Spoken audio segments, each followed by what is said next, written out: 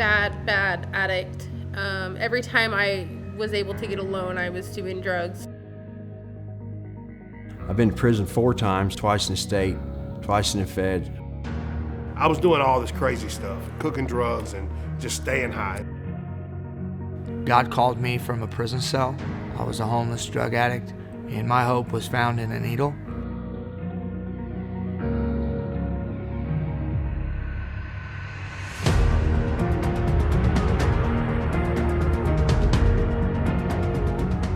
I was 8 months pregnant, homeless, living out of my van. You know, it wasn't Freeway that saved me, it wasn't John Stroup that saved me, but God uses Freeway in such a mighty way as a tool to reach these people. There's not a community or a county in America that doesn't have a drug problem. And the church has the answer, and it's the gospel of Jesus Christ.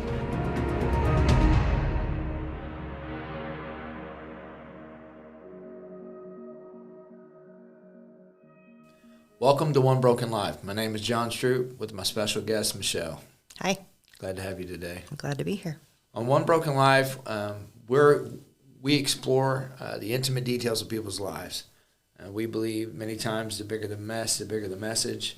And there's going to be people who are going to watch this show, and they're going to listen to it, and we're going to pull back the layers of your life and see who you were, where you came from, and where you are today. If someone's seen you today, they would have no idea about your past, about where you were at in your past and what you've been through.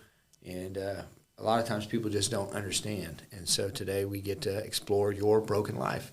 All right. And a couple verses we use in the Bible, kind of a theme verses, Psalms 51:17. And God tells David, he says, the sacrifice of God are a broken spirit, a broken and contrite heart, O God, you will not despise. And then Philippians 1:12, Paul's writing to the church, and he's in prison. He's going through a really hard time. And he says, the things which have happened to me, Philippians 1:12, the things which, brothers, the things which have happened to me have actually turned out for the furtherance of the gospel. And so Paul was saying that all the hardship, the things, all the difficulties that had happened to him turned out for the gospel to go places it wouldn't have gone before. And so today we're going to explore your life, Okay. The hard things, the celebrations, the victories, and just take a peek into what God's done in your life. And so briefly, can you explain to our people and to me what it was like for you growing up? It was a little rough. My dad left when I was 5. My brother was 4 months old. He ran off with another woman. My mom was devastated, broken. She didn't know how to handle it. She didn't handle it very well. I took care of my brother a lot. She was doing her own thing or just in bed. She was really, really hard on me. I feel like she didn't really know how to take out her anger, so I was the easiest person for her to take it out on. I never felt like I was worthy of anything. I didn't feel like I was even worthy of breathing the same air as other people. Like, I just went inside my shell. There was some physical, mental, emotional abuse. I was just very withdrawn. She was on me about my weight a lot. I just never felt good enough. So were you the oldest kid? Yes. Okay. How many siblings? Just one. Okay. He's 5 years younger than me. So since you're the oldest, you're like the mom, basically. Yeah. It's okay. And so we deal with a lot of kids in the ministry that it's kind of like the oldest one is the mom or the parent, and then the other kids kind of go to that parent instead of the real parent, and then the parent is gone. You don't even know where they're at. Right. And it's the oldest child, Mm-hmm. and then that child leads the house, and then the next one does it, and it's just kind of a cycle. Yeah. We've noticed that. So when did your addiction start? Well, I finished high school. I kind of started drinking a little bit in high school.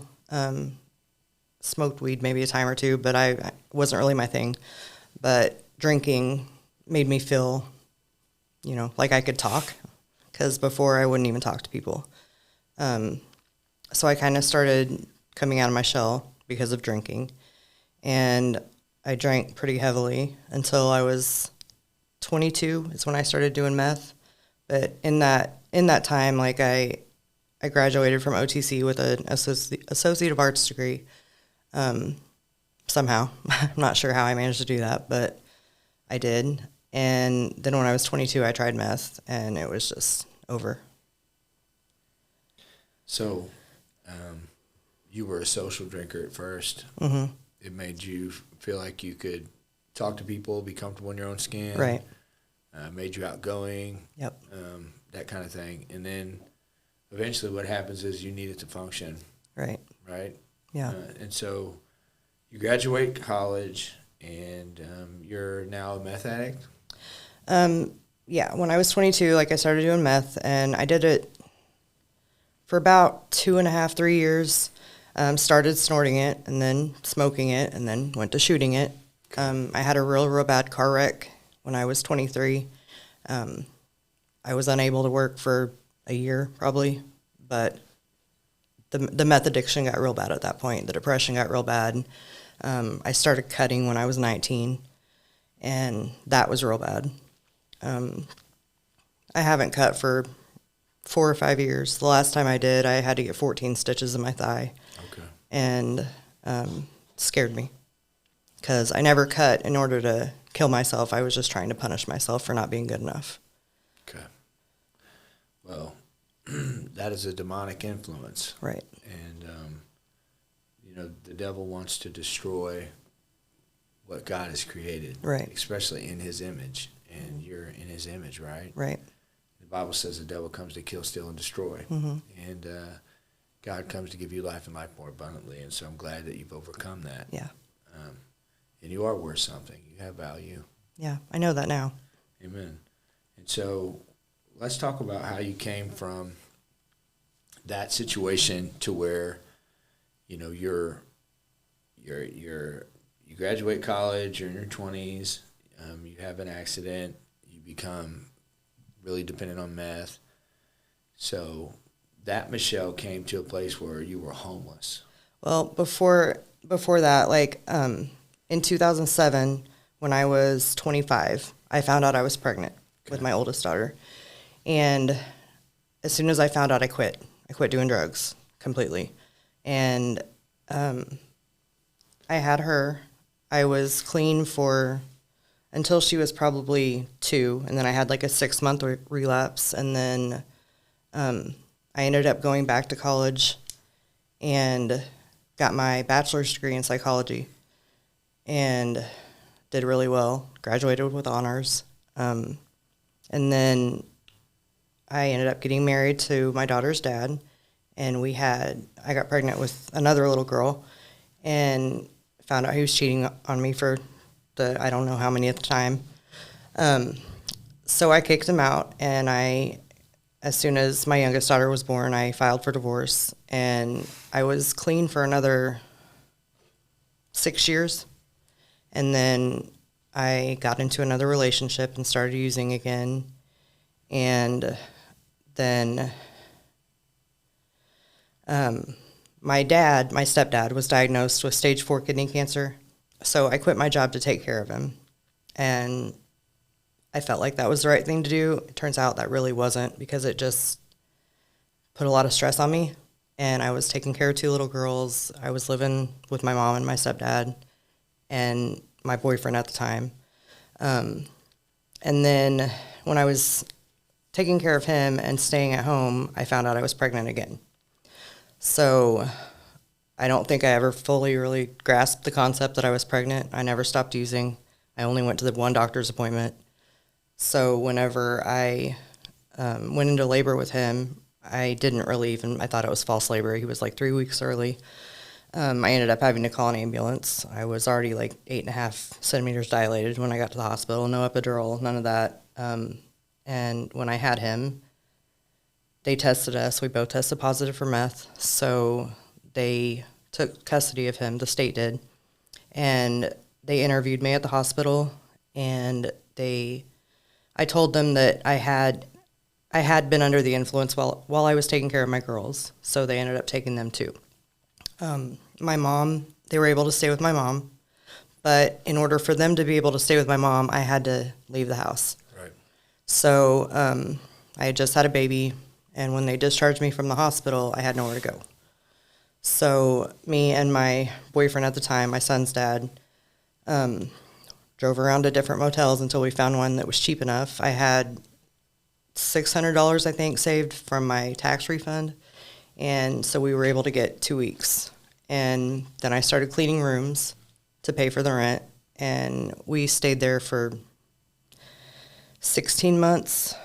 And then the meth started making him really abusive, and I ended up having to get a restraining order against him. I ended up leaving the motel, and I didn't have anywhere to go. So I stayed with friends for a little while, just couch hopping kind of. And then I ended up meeting my next boyfriend, and we house sat for a little while for some guy that was in prison. So like 4 or 5 months we were staying there, and then we moved to the car. We lived in the car for 2 years. Then we started living in homeless camps and abandoned houses and just on the streets, wherever we could find. So how long of a period did it take for you to, somewhat sane, right? You had your sanity somewhat, because we both know what happens when you abuse drugs and you're couch hopping this and that, your sanity is gone. Right. And so, your sanity, you're sound-minded, you have your children, you're at your mom's, to living in homeless camps. What's that period of time? How long? It's 5 years.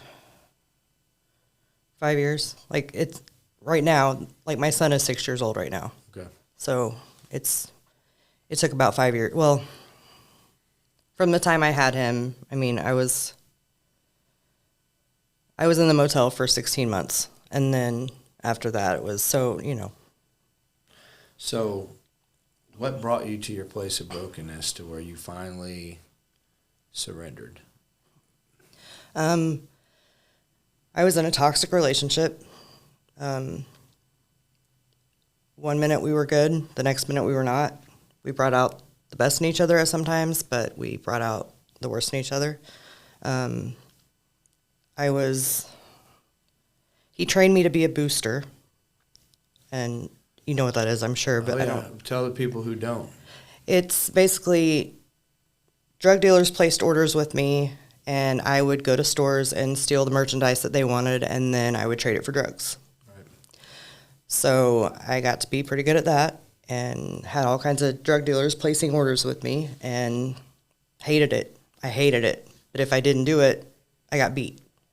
So I just learned to be good at it so that I was pleasing him, and I was, okay. Staying high. Yeah, staying high. Yeah. So what was your addiction? Meth. Meth. Okay. Mm-hmm. And so you're in that relationship.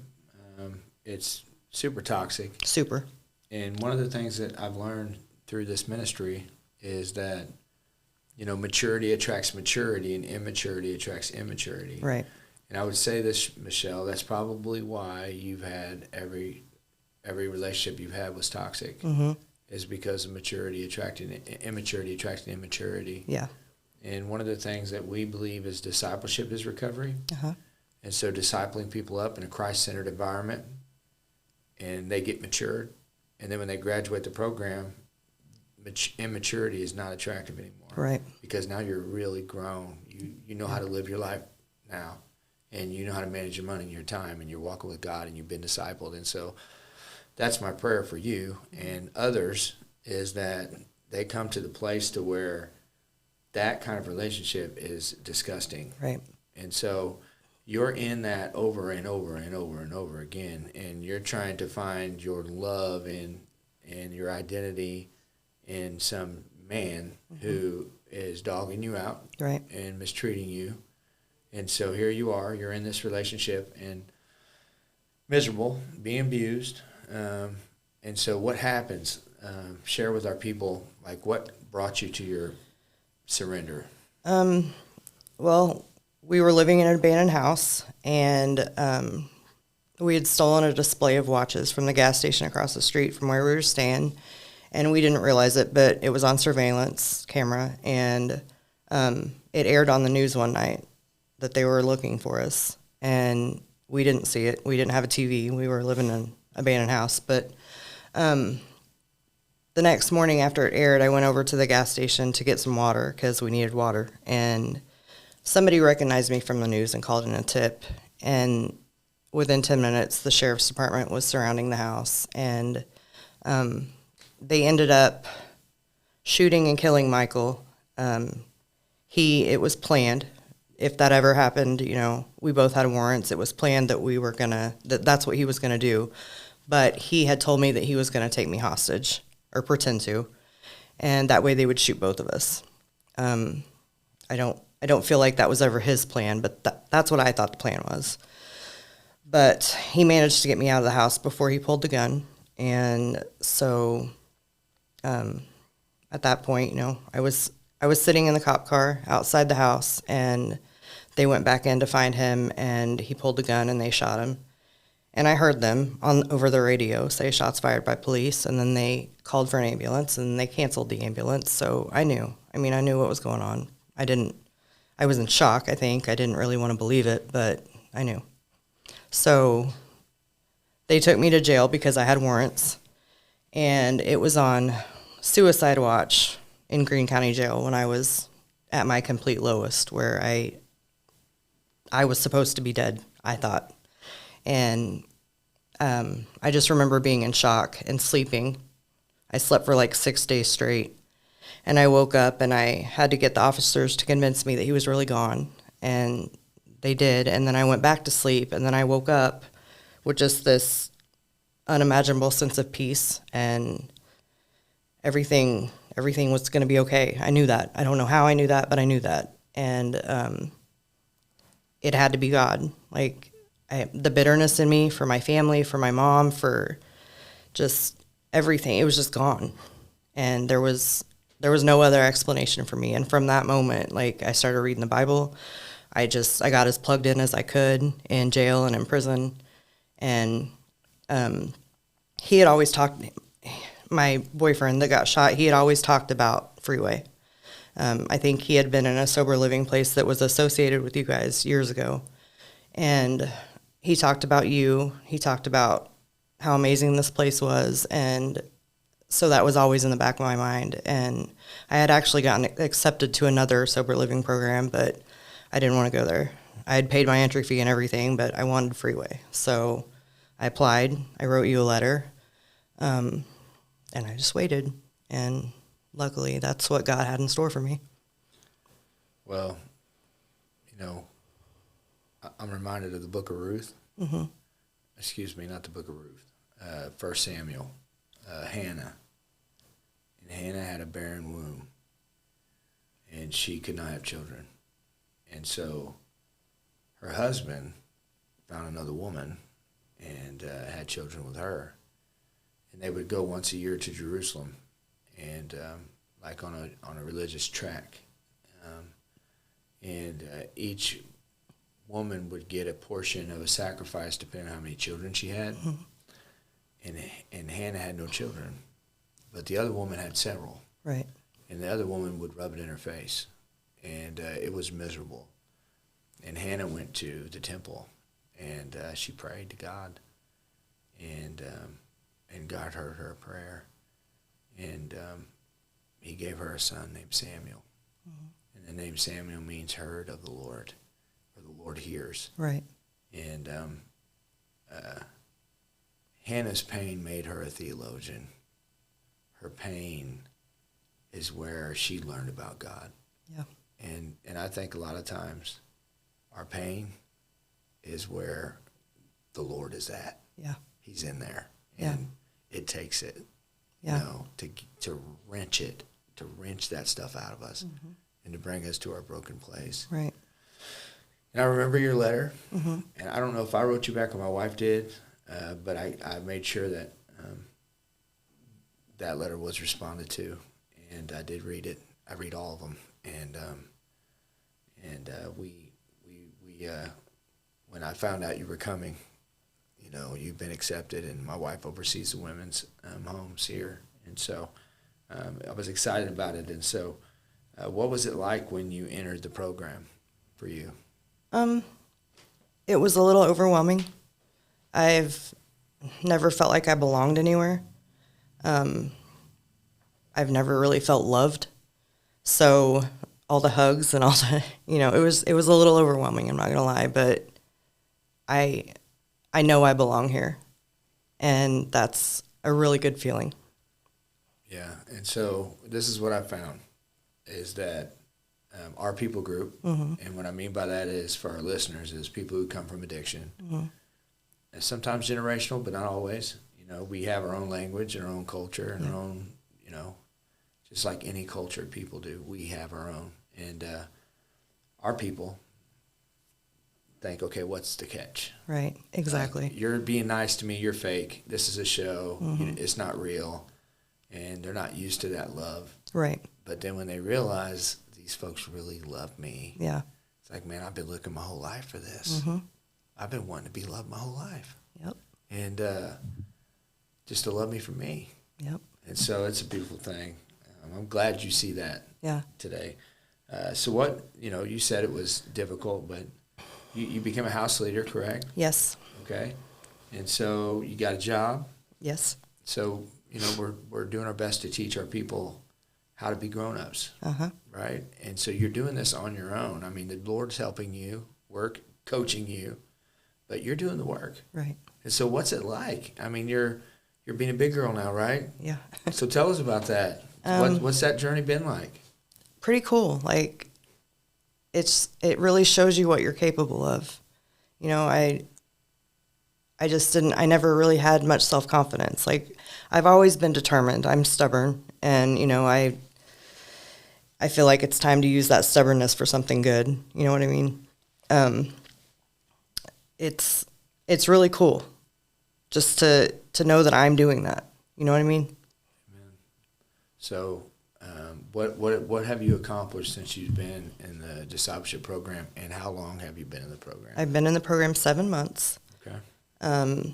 I have finished seasons 1 and 2 in our seasons classes. I finished my one-on-one discipleship. Man, there's been so many things. I was able to read a letter to the officers that shot my boyfriend. Let's stop there. Okay. So there's a little, you know, that story has more than, you know, just reading a letter. You got to go to meet Sheriff Jim Arnott. Yes. And go in his office and sit down with the officers that had to shoot Michael because of his choice. Right. And they have to live with that, right? Right. And you were able to tell them you were sorry. Yeah. And that was pretty cool. Yeah, it was pretty cool. So how did that make you feel? Good. It made me feel like, first of all, that Michael didn't have any more unfinished business. So it made me feel like he was finally able to rest. So I was able to move on from worrying about him not being at peace. And now I feel like he is. It was also cool to be able to know that the officers made me have some peace, because that was his plan. He wasn't going to be taken alive. He had told multiple people that was his plan, and I don't want them to feel bad for killing him when it was his decision. So you have some closure. I do. And so 7 months in, you've got a job. Mm-hmm. Did you get your license since you've been in the program? I did, yes. Okay, so you got a driver's license. Uh-huh. You're fully employed. You're a leader. Yes. Where do you serve at? I serve at the shower trailer every Tuesday. I love it. What's that? It's where homeless people can come take a shower and get clean on the inside as well as the outside. We share the gospel with them, tell them our testimonies, just kind of let them know that there is hope, there's light at the end of the tunnel, and it's God. You know, they got to surrender to God. But it's really cool to be able to give back. I was there, and I know how lonely it is. I know how you kind of feel like the whole world's forgotten about you, and I don't want them to feel that way. I want them to know that there's other people that have been there that love them and that know the pain that they're going through, and I want them to feel included and loved. So do you ever see anyone that knew you from when you was on the streets? Yep, I do. How's that? It's really cool. I feel like it gives them hope, which I feel like they desperately need. It's rough. It's very rough. You know, I remember the first year we did the shower trailer, there was a lady who, you know, did her best to look like a man, and she was a little angry. And she said it was, I guess she was in a situation where she could not leave her sleeping bag. Mm-hmm. And she had to use the bathroom. And so she said, I urinated all over myself, and I'm soaked in urine. And she said, I just want to change my clothes and take a shower. Yeah. I thought, you know, I'd probably have a bad attitude too if I was her. Right. You know, but we get to meet them, you know, at a place in their life where we can share the gospel with them, love on them, and they won't go to a church, but we are the messengers. Yeah. And so it's pretty incredible. So go ahead. Another thing that happened, Freeway helped me get my teeth fixed, which was a huge, huge confidence booster. Like, meth had destroyed my teeth. So I'm so excited about that. Like, you can smile now. Yeah, I can smile now. So there's something else that's happened. Mm-hmm. You've left out. Getting to meet with my son's adopted mom. You want to share about that? I do. Well, like I said earlier, my son was taken from whenever I had him at the hospital because we both tested positive for meth. The state took him, and he went to foster care, which I was terrified about.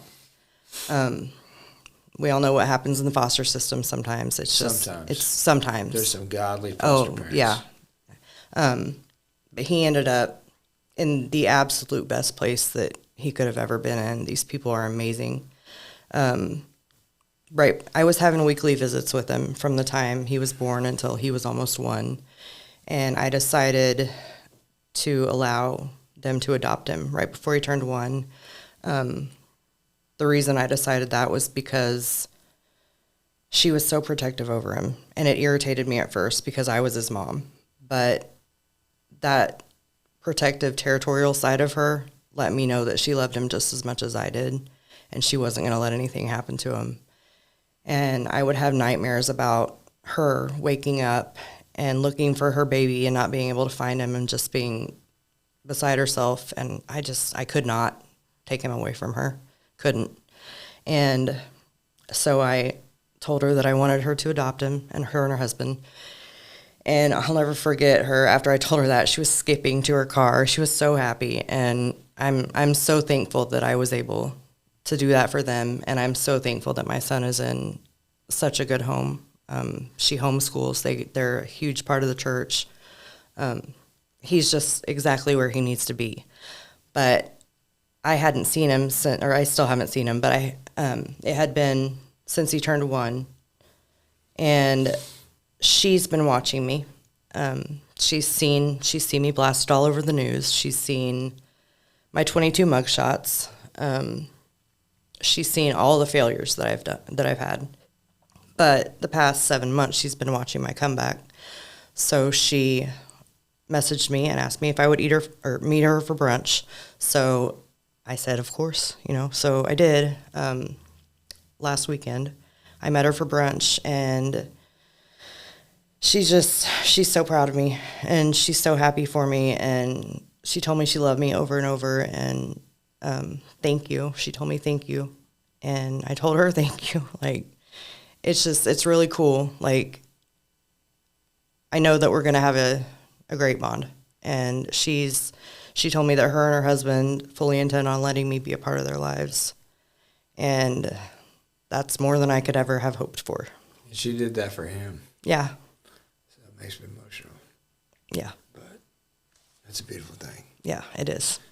And I'm proud of you. Thank you. And that's pretty cool. Yeah. So, and who knows what God will do. But you have to stay the course. Yeah. And this is a long distance run. Mm-hmm. This is not a sprint. Nope. But the best is yet to come. Yeah. And I believe that was on my heart. And so, so what do you want to be when you grow up? Well, I already have a bachelor's degree in psychology, so I talked to the guy at Missions University, and he told me that I would be able to transfer my whole degree. So whenever I finish the program, I'm planning on going back to school to get my master's in biblical counseling. Awesome. Yeah. And so what's your biggest burden as a Christian? What bothers you? What tugs your heart? I'm pretty excited about it, honestly. Just maybe the people that are left behind. It breaks my heart that they're still there, because there are people that from my past that have done a lot for me, that, but they're still lost. And I want to help them, but I know I can't. I mean, I can be a light, and they can see that light and hopefully want to change, but I can't go down to the pit with them. So you want to make a difference in those folks' lives. And I would love to.